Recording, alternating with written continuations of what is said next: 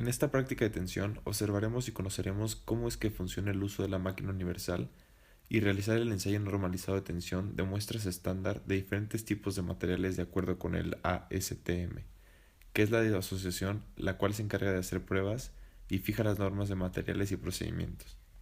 Buscamos obtener diferentes tipos de muestras, como es la de tensión, elongación, elasticidad, fluencia y las áreas de la pieza, al igual de obtener un buen conocimiento del uso de la máquina. En esta práctica trabajamos con dos barras, una de acero 1045 y la otra de aluminio 6061, el cual es una mezcla de aluminio, magnesio y silicio. Utilizamos un vernier para medir las diferentes medidas que necesitamos. Y por último, la máquina universal, la cual se maneja de un software, el cual ingresas el material con el que vas a trabajar y su diámetro de la pieza.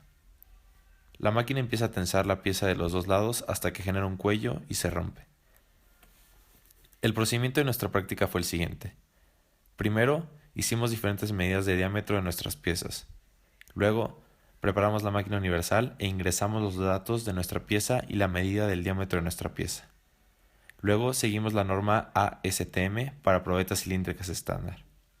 Acabando la máquina universal, su trabajo, medimos nuevamente el diámetro de ambas piezas y evaluamos el tipo de fractura.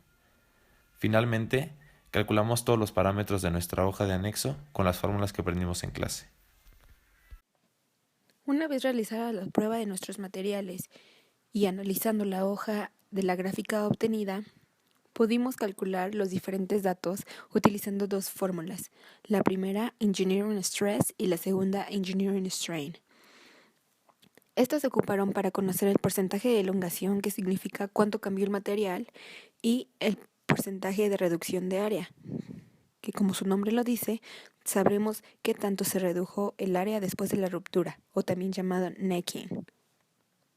Una vez conociendo nuestros resultados obtenidos con las fórmulas mencionadas anteriormente, podremos compararla con los autores de diferentes libros y conocer el porcentaje de error que se realizó en la prueba.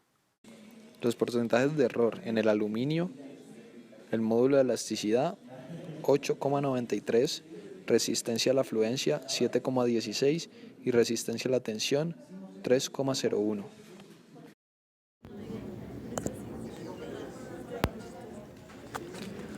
Los resultados del aluminio fueron módulo de elasticidad .1638 PSI, resistencia a la fluencia 73.796.24 PSI y resistencia a la tensión 114.546.37 PSI. El porcentaje de elongación fue 16.38% y la reducción de área fue de un 39.11%. Por medio de la prueba que realizamos en la máquina universal, pudimos entender la resistencia a la tensión del aluminio 6061 y del acero 1045. Y además de los valores que podemos sacar, se entiende con más claridad cómo hacer una selección de materiales, lo cual sin esta prueba no tendríamos bases sólidas para hacerla, ya que el proyecto que estemos realizando no quedaría sujeto a un buen material.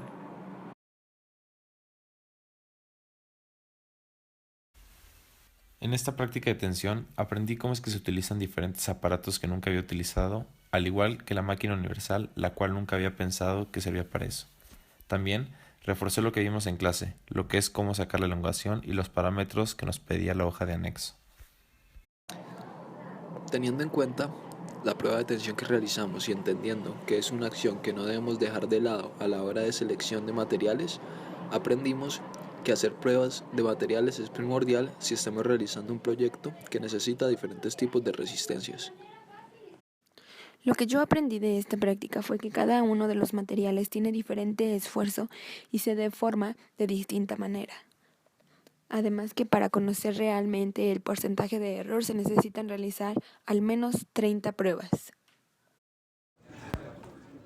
De esta práctica yo aprendí que los diferentes metales tienen diferentes propiedades. No es lo mismo el punto de quiebre de un aluminio que de un acero. Tiene mucho que ver su ductilidad y también la capacidad de elasticidad que estos tengan. El acero se rompió de una manera más agresiva que el del aluminio. El aluminio no tuvo ningún sonido o ninguna reacción, mientras que el acero tuvo un sonido cuando tronó muy fuerte. De esto yo la verdad me llevo que Este es un paso muy importante para saber tipo de metales utilizar o qué tipo de materiales utilizar en construcciones grandes, por ejemplo, de edificios o de puentes, ya que si se pretende utilizar aluminio para aguantar un peso muy fuerte, pues no va a aguantar, va a tronar. Y por otro lado, si se necesita de algún metal muy elástico, tampoco se puede usar el acero, pues porque de igual manera puede llegar a tronar.